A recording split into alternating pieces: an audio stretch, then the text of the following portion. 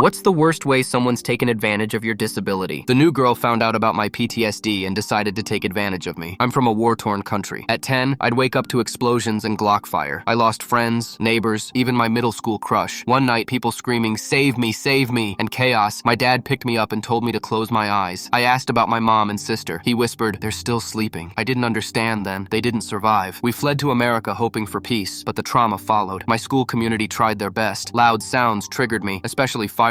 One moment I'd hear a pop, and the next I'd be curled into a ball on the floor. Then Angela transferred in. She decided I was faking it, said I was too young to have PTSD, so she tested me. She'd clap right behind me in the hall. Once I dropped to the floor, trembling, and people laughed. In assemblies, she'd crack her knuckles behind me just to watch me crawl under the bleachers. In chemistry, she'd accidentally drop heavy books next to my desk, leaving my hands too shaky to write. One time, she followed me home. When I was halfway down the street, she screamed, same pitch as the cries from that night. I sprinted home, fumbling with keys, and locked myself in the bathroom, trying to breathe. Her worst trick? An app that played Glock fire. She hid her phone in her backpack and timed the shots to go off when I walked by. I'd hit the floor in terror while she looked concerned like everyone else. I thought it was all behind me after graduation. 4 years passed. I had therapy, better coping skills, fewer flashbacks. Then I saw her at a cafe. She still had that smirk. I greeted her, tried to be polite, ordered a matcha latte. She asked if I wanted anything else but didn't ask my name. That was the first red flag. As I waited, I heard it. Save me! Save me! I have an order for save me! A matcha latte! My vision blurred. Suddenly, I was 10 again, surrounded by smoke and screams. I collapsed right there in the cafe. Someone called 911. Paramedics kept me under observation for 3 hours until my heart rate stabilized. 3 hours of sterile walls and memories I thought I'd buried. But when they let me go, I didn't feel afraid. I felt rage. The next morning, I returned to the cafe. The manager, Patricia, had already pulled up the footage. I'm so sorry, she began, but I cut her off. Just watch. Together, we saw Angela take my order, grin, write something on my cup, and wait until the cafe was full before yelling. We watched my body crumple like paper. She's fired, Patricia said. I want to be there, I replied. She nodded. Angela walked in for her shift like nothing happened. When she saw me in the office with Patricia, her smirk faltered. What's this about? She asked. You're terminated, Patricia said flatly. Yesterday's behavior was targeted harassment. Security will escort you out. Angela tried suing me afterward, said I ruined her career. She hasn't been able to get hired since. Last I heard, she's homeless. She can scream, save me all she wants. I'll watch her sink before I ever help her.